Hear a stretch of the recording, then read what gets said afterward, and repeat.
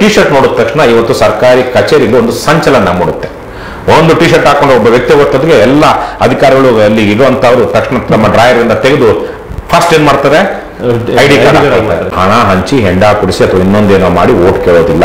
ಜನ ಅವ್ರಿಗೆ ಅಗತ್ಯ ಇದೆ, ನಾವು ನಮ್ಗೆ ಒಳ್ಳೆಯವರು ಬೇಕು ಅಂದ್ರೆ ಆಯ್ಕೆ ಮಾಡ್ಕೊಳ್ತಾರೆ. ಕಳ್ಳರು, ಖದೀಮರು, ನೀಚರು ಇವತ್ತು ರಾಜಕಾರಣಕ್ಕೆ ಬಂದ್ ಕಳೆದ 45 ವರ್ಷಗಳಲ್ಲಿ ದೇಶ ತುಂಬಾ ಬಡತನದಲ್ಲಿದೆ, ಅಥವಾ ತುಂಬಾ ಬಡತನದಲ್ಲಿದ್ದಲ್ಲ, ಇವತ್ತು ಈ ಪರಿಸ್ಥಿತಿಯಲ್ಲಿ ಇರಬೇಕಾಗಿರ್ಲಿಲ್ಲ. ಈಗಂತೂ ಇಲ್ಲಿ ತನಕ ಯಾವ ಪೊಲೀಸ್ನೂ ನ್ಯಾಯ ಸಿಕ್ಕಿಲ್ಲ. ನಮ್ಮ ಮೇಲೆ ಸುಳ್ಳು ಕೇಸುಗಳು ಹಾಕಿದ್ದಾರೆ, ಮತ್ತೆ ನಾವು ಕೊಟ್ಟಿರೋ ಎಷ್ಟೋ ಕೇಸುಗಳಲ್ಲಿ ನಾವು ಅವರು ಚಾರ್ಜ್ ಶೀಟು ಹಾಕಿಲ್ಲ, ಅದನ್ನ ನಮ್ಗೆ ನ್ಯಾಯನೂ ಕೊಟ್ಟಿಲ್ಲ. ಯಾವ ಸರ್ಕಾರಿ ಕಳೆದ 20 ವರ್ಷಗಳಲ್ಲಿ ಕಟ್ಟಿರುವಂತಹ ಸರ್ಕಾರಿ ಶಾಲೆಯ ಕಟ್ಟಡ 10 ವರ್ಷ 15 ವರ್ಷ ಅದು ಕಾಯಿಸಿದೆ, ಇಲ್ಲ ಸೋರ್ತಾ ಇರುತ್ತೆ, ಇಲ್ಲ ಬಳಸ್ತಾ ಇಲ್ಲ. ನಿಮ್ಗೆ ನಾಟಕ ಆಡ್ತೀರಾ ಪೊಲೀಸ್ ಅರ್ಧ ಅದು ವಿಡಿಯೋನೇ ತೆಗಿದಿಲ್ಲ, ಕ್ಯಾಮ್ರಾನೇ ಆ ಕಡೆಗಿದೆ. ಏನ್ ಜವಾಬ್ದಾರಿ ಆತಂದು? ಏನ್ ಪೊಲೀಸ್ ಆತ? ಮಾಡೆಲ್ನನ್ನು ರೂಪಿಸಬೇಕು. ಸಾಮಾನ್ಯ ಜನರು ನನ್ನ ಹಾಗೇನೆ ಒಂದು ಸಾಮಾನ್ಯ ಹಿನ್ನೆಲೆಯಿಂದ ಬಂದಿರುವಂಥವ್ರು ಹಿಂದೆ ಹೇಗೆ ರಾಜಕಾರಣಕ್ಕೆ ಬಂದು ದೇಶಕ್ಕೆ ಒಂದು ನಾಯಕತ್ವ ಕೊಟ್ಟರು, ಅದೇ ತರಹ ಒಂದು ಮಾದರಿಯನ್ನು ನಿರ್ಮಿಸಬೇಕು ಅಂತೇಳಿ ನಾನು ಅಮೇರಿಕದಿಂದ ಭಾರತಕ್ಕೆ ವಾಪಸ್ ಆದಮೇಲೆ ಅದೇ ನಿಟ್ಟಿನಲ್ಲಿ ಒಂದು ಕೆಲಸ ಮಾಡ್ತಾ ಇದ್ದಿದ್ದು. ಅದು ನನ್ನ ರಾಜಕಾರಣ ನನ್ನನ್ನು ಎಲ್ಲೆಲ್ಗೋ ಕರ್ಕೊಂಡು ಹೋಯ್ತು. ನಾನು ಮೊದಲಿಗೆ ದೇಶಕ್ಕೆ ವಾಪಸ್ ಬಂದ ಮೇಲೆ ಲೋಕಸತ್ತಾ ಅನ್ನುವಂಥ ಪಕ್ಷವನ್ನು ಸೇರಿಕೊಂಡೆ. ಡಾಕ್ಟರ್ ಜಯಪ್ರಕಾಶ್ ನಾರಾಯಣ್ ಅನ್ನುವಂಥ ಒಬ್ಬ ಅಂದರೆ ವಾಲಂಟ್ರಿ ತಗೊಂಡಿದ್ದಂಥವರು IAS ಆಫೀಸರ್, ಅವರು MBBS ಡಾಕ್ಟರು, IAS ಆಗಿದ್ದರು. ಆಂಧ್ರದಲ್ಲಿ ಅವರು ವಾಲಂಟ್ರಿ ತಗೊಂಡು ಅಲ್ಲಿ ಒಂದ್ಸಲ MLA ಆದರು 2009ರಲ್ಲಿ. ಸೊ ಅವರೊಂದು ಲೋಕಸತ್ತಾ ಪಕ್ಷ ಅಂತ ಒಂದು ಕ್ಲೀನ್ ಆ್ಯಂಡ್ ಆನೆಸ್ಟ್ ಪಾಲಿಟಿಕ್ಸ್ ಅಂತ ಮಾಡಿದ್ರು. ಅದರಲ್ಲಿ ಸೇರ್ಕೊಂಡು 1-2 ವರ್ಷ ಕೆಲಸ ಮಾಡಿದೆ ಕರ್ನಾಟಕದಲ್ಲಿ. KPSC ಹಗರಣದ ವಿರುದ್ಧ ಎಲ್ಲ ಚುನಾವಣೆಗೂ ನಿಂತಿದ್ದೆ BTM ಲೇಔಟಿಂದ ನಾನು ಆಗ MLAಗೆ 2013ರಲ್ಲಿ. ಅದಾದ ನಂತರ ಅವತ್ತು ದೇಶಾದ್ಯಂತ ಭ್ರಷ್ಟಾಚಾರದ ವಿರುದ್ಧ Bharat India against corruption movement ಶುರುವಾಯಿತು. ಅದಾದ ನಂತರ ಆಮ್ ಆದ್ಮಿ ಪಾರ್ಟಿ ಬಂತು. ಆವಾಗ ಆ ಲೋಕಸತ್ತಾ ಮತ್ತು ಆಮ್ ಆದ್ಮಿ ಮರ್ಜ್ ಆಗಬೇಕು ಅಂತ ಬಂದು ಯಾವುದಾದ್ರು ಕಾರಣಗಳಿಂದ ಲೋಕಸತ್ವವನ್ನು ನಾವು ಚುನಾವಣೆಗಳಲ್ಲಿ ಇವತ್ತಿರೋ ಸಂದರ್ಭದಲ್ಲಿ ನಮ್ಗೆ ಅನುಕೂಲಕರವಾಗಿಲ್ಲ, ನಾವು ಚುನಾವಣಾ ರಾಜಕಾರಣ ಮಾಡೋದು ಬೇಡ ಅನ್ನುವಂಥ ತೀರ್ಮಾನವನ್ನು ಅಲ್ಲಿ ಹೈದರಾಬಾದಲ್ಲಿ ತಗೊಂಡ್ರು. ಹಾಗಾಗಿ ನಾವು ಅವತ್ತೊಂದಷ್ಟು ಜನ ಆಮ್ ಆದ್ಮಿ ಪಾರ್ಟಿಗೆ ಹೋದ್ವಿ. ಆಮ್ ಆದ್ಮಿ ಪಾರ್ಟಿಗೆ ಹೋದ್ರೂ ಅದಕ್ಕಿಂತ ಮೊದಲೇ ನಾನು ಯಾವುದೇ ಪಕ್ಷದಲ್ಲಿ ಇಲ್ಲದೆ ಇರೋದಕ್ಕೆ ಮೊದಲೇ ನಾನು ಒಂದಷ್ಟು ಸಾಮಾಜಿಕ ರಾಜಕೀಯ ಹೋರಾಟಗಳು ತೊಡ್ಕೊಂಡಿದ್ದೆ, ಒಂದಷ್ಟು ಪುಸ್ತಕಗಳನ್ನು ಬರೆದಿದ್ದೆ, ಒಂದು ಪತ್ರಿಕೆಯನ್ನು ತಂದಿದ್ದೆ ಅಮೆರಿಕದಲ್ಲಿದ್ದಾಗಲೇ. ಸಾಕಷ್ಟು ರಾಜಕೀಯ ಸಾಮಾಜಿಕ ಚಟುವಟಿಕೆಗಳು ಇದ್ದಿದ್ದರಿಂದ ಆಮ್ ಆದ್ಮಿ ಪಾರ್ಟಿಲಿ ಒಂದಷ್ಟು ಸಮಸ್ಯೆ ಆದಾಗ ನಾವು ಹೊರಗೆ ಬಂದು ಒಂದು ಲಂಚ ಮುಕ್ತ ಕರ್ನಾಟಕ ನಿರ್ಮಾಣ ವೇದಿಕೆ ಅಂತ ಒಂದಷ್ಟು ಸಮಾನ ಮನಸ್ಕರು ಸೇರಿ ಕಟ್ಟಿದ್ವಿ. ಅದಾದಮೇಲೆ ಜಯನಗರದಲ್ಲಿ 2018ರಲ್ಲಿ ನಾನು ವಿಧಾನಸಭಾ ಚುನಾವಣೆಗೆ ಪಕ್ಷೇತರನಾಗಿ ನಿಂತೆ. ಆವಾಗ ತುಂಬ ಕೆಟ್ಟ ಮತಗಳು ಬಂದವು. ಆಗ ನಾವೊಂದಷ್ಟು ಜನ ಸಮಾನ ಮನಸ್ಕರು ಸೇರಿ KRS ಪಕ್ಷವನ್ನು ಸ್ಥಾಪನೆ ಮಾಡೋಣ, ಒಂದು ಭ್ರಷ್ಟಾಚಾರ ರಹಿತವಾದಂತಹ ಒಂದು ಲಂಚ ಮುಕ್ತ ಭ್ರಷ್ಟಾಚಾರ ಮುಕ್ತವಾದ ಕರ್ನಾಟಕವನ್ನು ಕಟ್ಟೋದಕ್ಕೆ ಬಸವಣ್ಣ, ನಮ್ಮ ಕುಲನಾಯಕರುಗಳಾದ ಬಸವಣ್ಣ ಮತ್ತು ಕುವೆಂಪು ಅವರ ಆದರ್ಶದಲ್ಲಿ ಕಲ್ಯಾಣ ಕರ್ನಾಟಕ, ಸರ್ವೋದಯ ಕರ್ನಾಟಕ ಕಟ್ಟಬೇಕು ಅಂತೇಳಿ ಆ ರೀತಿಯಲ್ಲಿ ಕೆಲಸ ಮಾಡ್ತಾ ಜನರಿಗೆ ಚೈತನ್ಯ ಮತ್ತು ಸ್ಫೂರ್ತಿ ಕೊಡುವಂಥ ಅಭಿಯಾನಗಳನ್ನು ಮಾಡ್ತಾ ಇವತ್ತೊಂದಷ್ಟು ದೂರ ನಾವು ಕ್ರಮಿಸಿದ್ದೀವಿ. ಇವತ್ತು ರಾಜ್ಯಾದ್ಯಂತ ನೀವೇ ಹೇಳಿದಾಗೆ KRS ಪಕ್ಷ ಮತ್ತು ರವಿಕೃಷ್ಣಾರೆಡ್ಡಿ ಇವತ್ತು ಸಾವಿರಾರು ಜನರಿಗೆ ಸ್ಫೂರ್ತಿ. ಒಂದು ಮೊಬೈಲ್ ಹಿಡ್ಕೊಂಡು ಸಹ ನಾವು ನಮ್ಮ ಮಕ್ಕಳನ್ನು ರಕ್ಷಣೆ ಮಾಡ್ಕೊಳ್ಬೋದು.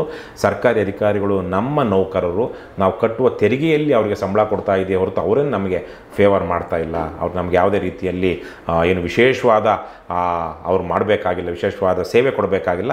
ಅವರು ನಮಗೆ ಸಂವಿಧಾನದ ಪ್ರಕಾರ ನಾವು ನೇಮಿಸ್ಕೊಂಡಿರುವಂತಹ ನೌಕರರು, ಅವರು ನಮ್ಮ ಹಕ್ಕುಗಳನ್ನು ಕಾಪಾಡಬೇಕು ಮತ್ತು ನಮ್ಮ ಸೌಲಭ್ಯಗಳು ಏನು ನಾವು ಹಕ್ಕುದಾರರಾಗಿದ್ದೀವಿ ಅದನ್ನು ಕೊಡಬೇಕು ಅನ್ನುವಂತಹ ಒಂದು ಧೈರ್ಯವನ್ನು ಇವತ್ತು ಕರ್ನಾಟಕ ರಾಷ್ಟ್ರ ಸಮಿತಿ ಪಕ್ಷ ರಾಜ್ಯದಲ್ಲಿ ಲಕ್ಷಾಂತರ ಜನರಿಗೆ ಕೊಟ್ಟಿದೆ. ಆದರೆ ಚುನಾವಣೆಗಳಲ್ಲಿ ಅದು ಇಟ್ಸ್ ಎ ಡಿಫ್ರೆಂಟ್ ಬೀಸ್ಟ್. ಯಾಕೆಂದರೆ ಎಲ್ಲ ತರಹ ಇದ್ರೂ ಜನ ಒಂದಷ್ಟು ಸಂದರ್ಭಗಳಲ್ಲಿ ತಪ್ಪುಗಳು ಮಾಡ್ತಾರೆ. ಇನ್ನೂ ಚುನಾವಣಾ ರಾಜಕಾರಣದ ವಿಚಾರವಾಗಿ ಕಳ್ಳರನ್ನು, ಖದೀಮರನ್ನು, ದುರುಳರನ್ನು ಬೆಂಬಲಿಸುವಂತಹ ಒಂದು ಪರಿಸ್ಥಿತಿ ರಾಜ್ಯದಲ್ಲಿ ಇವತ್ತಿಗೂ ಮುಂದುವರಿತಾ ಇದೆ. ಅವನು ಕಡು ಭ್ರಷ್ಟ ಅಂತ ಗೊತ್ತಿದ್ರೂ ನಮ್ಮ ಜಾತಿಯವನಾದರೆ ಅವನು ಭ್ರಷ್ಟ ಅಲ್ಲ, ಅಥವಾ ನಾನು ದುಡ್ಡು ಕೊಟ್ಟವನಾದರೆ ಅವನು ಭ್ರಷ್ಟ ಅಲ್ಲ, ನಾನು ಅವನಿಗೆ ಓಟ್ ಹಾಕೋದು ಅನ್ನುವಂತಹ ಹೀನ ಮನಸ್ಥಿತಿ ಇವತ್ತು ಒಂದು ವರ್ಗದಲ್ಲಿ, ಒಂದು ಸಮಾಜದ ಒಂದು ಕೆಲವು ಹಂತಗಳಲ್ಲಿ ನಡೀತಾ ಇದೆ. ಹಾಗಾಗಿ ನಾವಂತೂ ತೀರ್ಮಾನ ಮಾಡಿದ್ವಿ ನಮ್ಮ ಪಕ್ಷದಲ್ಲಿ, ನಾನು ಸೇರಿದಾಗೆ ನಾವು ಯಾವುದೇ ಕಾರಣಕ್ಕೂ ಚುನಾವಣಾ ಅಕ್ರಮಗಳನ್ನು ಮಾಡೋದಿಲ್ಲ. ಚುನಾವಣಾ ಆಯೋಗ ನಿಗದಿಪಡಿಸಿರುವಂತಹ ಮೊತ್ತ ಏನಿದೆ ಅದಕ್ಕಿಂತ ಹೆಚ್ಚಿಗೆ ನಾವು ಖರ್ಚು ಮಾಡೋದಿಲ್ಲ. ಯಾವುದೇ ಕಾರಣಕ್ಕೂ ಹಣ ಹಂಚಿ ಹೆಂಡ ಕುಡಿಸಿ ಅಥವಾ ಇನ್ನೊಂದೇನೋ ಮಾಡಿ ಓಟ್ ಕೇಳೋದಿಲ್ಲ. ಜನ ಅವ್ರಿಗೆ ಅಗತ್ಯ ಇದೆ, ನಮ್ಗೆ ಒಳ್ಳೆಯವರು ಬೇಕು ಅಂದರೆ ಆಯ್ಕೆ ಮಾಡ್ಕೊಳ್ತಾರೆ. ಇಲ್ಲಾಂದರೆ ನಮ್ಮ ಪಾಡಿಗೆ ನಮ್ಮ ಕೆಲಸ ನಾವು ಮಾಡ್ತಾ ಹೋಗೋಣ. ಜನರಿಗೆ ಏನೋ ನಾವು ಒಳ್ಳೇದು ಮಾಡ್ಬೋಣ ಅಂತೇಳಿ ನಾವು ಕೆಟ್ಟ ದಾರಿ ಹಿಡಿದು ಒಳ್ಳೇದು ಮಾಡೋಕ್ಕೆ ಸಾಧ್ಯನೇ ಇಲ್ಲ. ಹಾಗಾಗಿ ಯಾಕಂದರೆ ಪ್ರಜಾಪ್ರಭುತ್ವ, ಜನಗಳು in a democracy people get the leaders the deserve ಅಂತ ಒಂದು ಮಾತಿದೆ. ಆವತ್ತಿನ ಸಮಾಜಕ್ಕೆ ಅರ್ಹರಾದ ಯೋಗ್ಯರಾದ ಜನ ನಾಯಕರಿರ್ತಾರೆ. ಸೊ ಹಾಗಾಗಿ ನಾವು ಆದರೆ ಹಾಗಂತೇಳಿ ಬಿಡೋಕ್ಕಾಗಲ್ವಲ್ಲ, ನಮ್ಮ ಪ್ರಯತ್ನ ನಾವು ಮಾಡ್ತಾ ಇದ್ದೀವಿ. ಇವತ್ತು ಒಂದು ಹಂತದಲ್ಲಿ KRS ಪಕ್ಷದಿಂದ ಸಾಕಷ್ಟು ಆಡಳಿತದಲ್ಲಿ ಬದಲಾವಣೆ ಆಗಿದೆ. ಜನ ಧೈರ್ಯವಾಗಿ ತಮ್ಮ ಸರ್ಕಾರಿ ನೌಕರ ಹತ್ರ ಹೋಗಿ ಕೆಲಸ ಮಾಡಿಸ್ಕೊಳ್ತಾ ಇದ್ದಾರೆ. ಇನ್ನೊಂದಷ್ಟು ಜನ ಈಗಲೂ ಅದೇ ಅಡ್ಡದಾರಿ ಹಿಡಿದಿದ್ದಾರೆ. ಬೇರೆ ಬೇರೆ ರೀತಿಯಲ್ಲಿ ಈಗಲೂ ನಡೀತಾ ಇದೆ, ಇಲ್ಲ ಅಂತ ಹೇಳೋದಿಲ್ಲ. ಆದರೆ KRS ಪಕ್ಷದ ಟಿ ಶರ್ಟ್ ನೋಡಿದ ತಕ್ಷಣ ಇವತ್ತು ಸರ್ಕಾರಿ ಕಚೇರಿಯಲ್ಲಿ ಒಂದು ಸಂಚಲನ ಮೂಡುತ್ತೆ. ಒಂದು ಟಿ ಶರ್ಟ್ ಹಾಕೊಂಡ್ರೆ ಒಬ್ಬ ವ್ಯಕ್ತಿ ಹೋಗೋಷ್ಟೊತ್ತಿಗೆ ಎಲ್ಲ ಅಧಿಕಾರಿಗಳು ಅಲ್ಲಿ ಇರುವಂಥವ್ರು ತಕ್ಷಣ ತಮ್ಮ ಡ್ರಾಯರಿಂದ ತೆಗೆದು ಫಸ್ಟ್ ಏನು ಮಾಡ್ತಾರೆ, ID ಕಾರ್ಡ್ ಹಾಕೊಳ್ತಾರೆ. ಆಮೇಲೆ ಬಂದವ್ರನ್ನ ಕೂತ್ಕೊಳ್ಳಿ ಅಂತ ಹೇಳ್ತಾರೆ. ನೀರು ಅವ್ರು ಯಾರೋ ಒಬ್ಬ ಅಲ್ಲಿ ನೀರಿದೆಯಾ ನೋಡ್ರಿ, ಟಾಯ್ಲೆಟ್ ಸರಿಯಾಗಿದೆ ನೋಡ್ರಿ, ಇವ್ರು ವಿಡಿಯೋ ಮಾಡ್ತಾರೆ ಅಂತ ಒಂದು ಬಂದಿದೆ. ಮತ್ತು ನನಗೆ ಗೊತ್ತಿರೋ ಹಾಗೆ ಇವತ್ತು KRS ಪಕ್ಷದ ಹೆಸರು ಹೇಳಿದ್ರೆ ಅಧಿಕಾರಿಗಳು ಕೆಲಸ ಮಾಡಿಕೊಡ್ತಾ ಇದ್ದಾರೆ. ಇವರು ಲಂಚ ಕೇಳೋದಿಲ್ಲ, ನಮ್ಮ ಹತ್ರ ಬೇರೆಯವ್ರು ಕೇಳೋದಂಗೆ ಮಾಮೂಲು ಕೇಳೋದಿಲ್ಲ, ಯಾವ ತರಹದ ಅಥವಾ ನಮ್ಮಿಂದ ಅಕ್ರಮವಾದದ್ದನ್ನು ಇವ್ರು ಕೇಳೋದಿಲ್ಲ. ನಮಗೆ ಇದು ಮಾಡಬಾರ್ದನ್ನು ನಮ್ಮ ಕೈಲಿ ಇವ್ರು ಮಾಡಿಸಲ್ಲ. ನಾನು ಒಬ್ಬ ಅಧಿಕಾರಿಯಾಗಿ ನೌಕರನಾಗಿ ಏನು ಮಾಡಬೇಕಾಗಿದೆಯೋ ಅದನ್ನಷ್ಟೇ ಅವ್ರು ಕೇಳ್ತಾ ಇದ್ದಾರೆ, ಮತ್ತು ಅವ್ರ ಹಕ್ಕನ್ನಷ್ಟೇ ಕೇಳ್ತಾ ಇದ್ದಾರೆ ಹೊರತು ಅಕ್ರಮವಾದದ್ದನ್ನು ನನಗೆ ಮಾಡಿಕೊಡಿ ಅಂತ ಅವರು ಕೇಳೋದಿಲ್ಲ ಅನ್ನೋದು ಇವತ್ತು ಸಾಬೀತಾಗೋಗಿದೆ. ಯಾಕಂದರೆ ಸಾವಿರಾರು ಕಡೆಗಳಲ್ಲಿ ಇದು ನಡೆದಿರೋದ್ರಿಂದ. ಸೊ ಹಾಗಾಗಿ ಇವತ್ತೊಂದು ಆ ತರಹದ ಒಂದು ಸಂಚಲನ ಸರ್ಕಾರಿ ಅಧಿಕಾರಿಗಳಲ್ಲಿ ಕಚೇರಿಗಳಲ್ಲಿದೆ. ಈಗ ನಾವು ಪೊಲೀಸರ ಜೊತೆಗೆ ನೂರಾರು ಸಂದರ್ಭಗಳಲ್ಲಿ ಪೊಲೀಸರಿಗೂ ನಮಗೂ ವಾಗ್ವಾದ ನಡೆದಿದೆ, ಅಥವಾ ಪೊಲೀಸರು ನಮಗೂ ಏನು ಒಂದು ಇದು ನಡೆದಿದೆ, ಏನು ಅಲ್ಲೊಂದು ಸಂದರ್ಭಗಳು ಸೃಷ್ಟಿಯಾಗಿವೆ. ಆದರೆ ಬಹುತೇಕ ಕಡೆಗಳಲ್ಲಿ ಪೊಲೀಸರು ನಮಗೆ ಗೌರವ ಕೊಟ್ಟು ನಾವು ಹೇಳೋದನ್ನು ಗಮನಿಸಿ ಕೆಲಸ ಮಾಡಿದ್ದಾರೆ. ಆದರೆ ಒಂದು 5-6-10 ಕಡೆಗಳಲ್ಲಿ ಇಲ್ಲಿ ತನಕ ನೋಡಿದಾಗ ಆ ಅಧಿಕಾರಿ ಅಷ್ಟೊತ್ತಿಗೆ ಅವನು ಭ್ರಷ್ಟನಾಗಿದ್ದು ಯಾರಿಗೋ ಇನ್ವಾಲ್ವ್ ಆಗಿಬಿಟ್ಟಿರೋನು ಆಲ್ರೆಡಿ ನಮಗೆ ಅವ್ನು ನ್ಯಾಯ ಕೊಡೋದಕ್ಕಾಗದೇ ಇದ್ದಾಗ ನಾವು ನ್ಯಾಯ ಕೇಳಿದಾಗ ನಮಗೂ ಅವ್ರಿಗೂ ಸಂಘರ್ಷ ಆಗಿದೆ. ಆದರೆ ಯಾವ ಪೊಲೀಸ್ ಅಧಿಕಾರಿಗಳು ಕಳ್ಳರು ಕದಿಮರಾಗಿದ್ರು ನಾವು ಕೇಳ್ತಾ ಇರುವಂಥ ಸಂದರ್ಭದಲ್ಲಿ ಅವ್ರು ಇನ್ನೊಬ್ಬರ ಜೊತೆ ಇನ್ವಾಲ್ವ್ ಆಗಿಲ್ಲ, ಡೀಲ್ ಆಗಿಲ್ಲ ಅಂದರೆ ನಮಗೆ ನ್ಯಾಯ ಕೊಟ್ಟಿದ್ದಾರೆ, ಕೊಡಿಸೋದಕ್ಕೆ ಪ್ರಯತ್ನ ಪಟ್ಟಿದ್ದಾರೆ. ಅಟ್ಲೀಸ್ಟ್ ಕೇಸ್ ಆದರೂ ರಿಜಿಸ್ಟರ್ ಮಾಡಿದ್ದಾರೆ, ನ್ಯಾಯ ಕೊಟ್ಟಿದ್ದಾರೆ ಅಂತ ಹೇಳಿ. ನನಗಂತೂ ಇಲ್ಲಿ ತನಕ ಯಾವ ಪೊಲೀಸ್ನಿಂದನೂ ನ್ಯಾಯ ಸಿಕ್ಕಿಲ್ಲ. ನಮ್ಮ ಮೇಲೆ ಸುಳ್ಳು ಕೇಸುಗಳು ಹಾಕಿದ್ದಾರೆ, ಮತ್ತು ನಾವು ಕೊಟ್ಟಿರೋ ಎಷ್ಟೋ ಕೇಸುಗಳಲ್ಲಿ ಅವರು ಚಾರ್ಜ್ ಶೀಟು ಹಾಕಿಲ್ಲ, ಅದನ್ನು ನಮ್ಗೆ ನ್ಯಾಯನೂ ಕೊಟ್ಟಿಲ್ಲ, ಇಲ್ಲ ಅಂತ ಹೇಳೋದು. ಆದರೆ ಘರ್ಷಣೆಗೆ ಬಂದಿಲ್ಲ.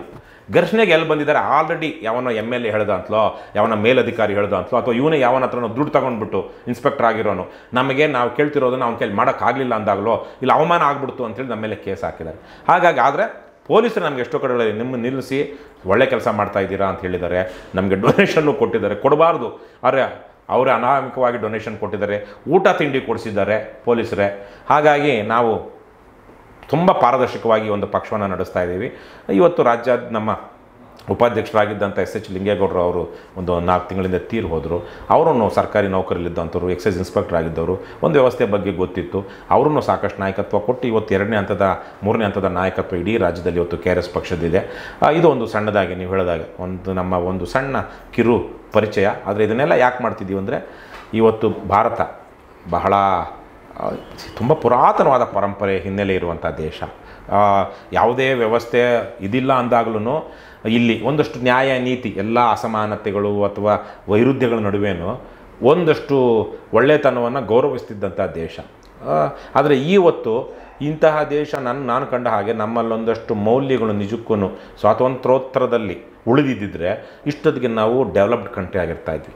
ಆದರೆ ಕಳ್ಳರು ಕದೀಮರು ನೀಚರು ಇವತ್ತು ರಾಜಕಾರಣಕ್ಕೆ ಕಳೆದ 40-50 ವರ್ಷಗಳಲ್ಲಿ ದೇಶ ತುಂಬ ಬಡತನದಲ್ಲಿದೆ. ಅಥವಾ ತುಂಬ ಬಡತನದಲ್ಲಿ ಅಂತಲ್ಲ, ಇವತ್ತು ಈ ಪರಿಸ್ಥಿತಿಯಲ್ಲಿ ಇರಬೇಕಾಗಿರಲಿಲ್ಲ. ಸಿಕ್ಕಾಪಟ್ಟೆ ಸಂಪತ್ತಿದೆ ದೇಶದಲ್ಲಿ, ಆದರೆ ಅದು ಕೆಲವೊಬ್ಬರ ಹತ್ರ ಮಾತ್ರ ಶೇಖರಣೆ ಆಗಿದೆ. ಮತ್ತು ಯಾವ ಜನ ಹೇಗೆ ದೇಶದ ಗಡಿಯಲ್ಲಿ ಸೈನಿಕರು ದೇಶವನ್ನು ಕಾಯೋದಕ್ಕೆ ಕೆಲಸ ಮಾಡ್ತಾರೋ ಅದೇ ರೀತಿಯಲ್ಲಿ ದೇಶದ ಒಳಗಡೆ ದೇಶವನ್ನು ಕಟ್ಟೋದಕ್ಕೆ ಸಂಬಳ ತಗೊಂಡು ಕೆಲಸ ಮಾಡೋರು ಯಾರು? ಸರ್ಕಾರಿ ನೌಕರರು. ಇಡೀ ಸರ್ಕಾರಿ ನೌಕರರ ಒಂದು ದೊಡ್ಡ ಗುಂಪು ಅಥವಾ ಒಂದು ಮೆಜಾರಿಟಿ ಜನ ಭ್ರಷ್ಟರು, ಅದಕ್ಷರು, ಅಯೋಗ್ಯರು, ನೀಚರು ಆಗಿಬಿಟ್ಟಿರೋದ್ರಿಂದಾಗಿ ದೇಶವನ್ನು ಕಟ್ಟೋದಕ್ಕಾಗಲಿಲ್ಲ. ಒಂದು ಉದಾಹರಣೆ, ಒಂದು ಸರ್ಕಾರಿ ಶಾಲೆ ನೋಡಿ, ನಮ್ಮ ರಾಜ್ಯದಲ್ಲಿ ನೋಡ್ಕೊಂಡು ಬನ್ನಿ. ಯಾವ ಸರ್ಕಾರಿ ಕಳೆದ 20 ವರ್ಷಗಳಲ್ಲಿ ಕಟ್ಟಿರುವಂಥ ಸರ್ಕಾರಿ ಶಾಲೆಯ ಕಟ್ಟಡ 10 ವರ್ಷ 15 ವರ್ಷ ಅದು ಕಾಯಿಸಿದೆ. ಇಲ್ಲ ಸೋರ್ತಾ ಇರುತ್ತೆ, ಇಲ್ಲ ಬಳಸ್ತಾ ಇಲ್ಲ ಸುಣ್ಣ ಬಣ್ಣ ಕಳ್ಕೊಂಡಿರುತ್ತೆ, ಕಿತ್ತೋಗಿರುತ್ತೆ, ಪ್ಲಾಸ್ಟ್ರಿಂಗ್ ಕಿತ್ತೋಗಿರುತ್ತೆ. ಒಂದು ದೃಢವಾದ ಕಟ್ಟಡಕ್ಕೆ ಕಟ್ಟೋದಕ್ಕೆ ಬೇಕಾದಷ್ಟು ಹಣವನ್ನು ನಾವು ಆಲ್ರೆಡಿ ಕೊಟ್ಟಿದ್ದೀವಿ.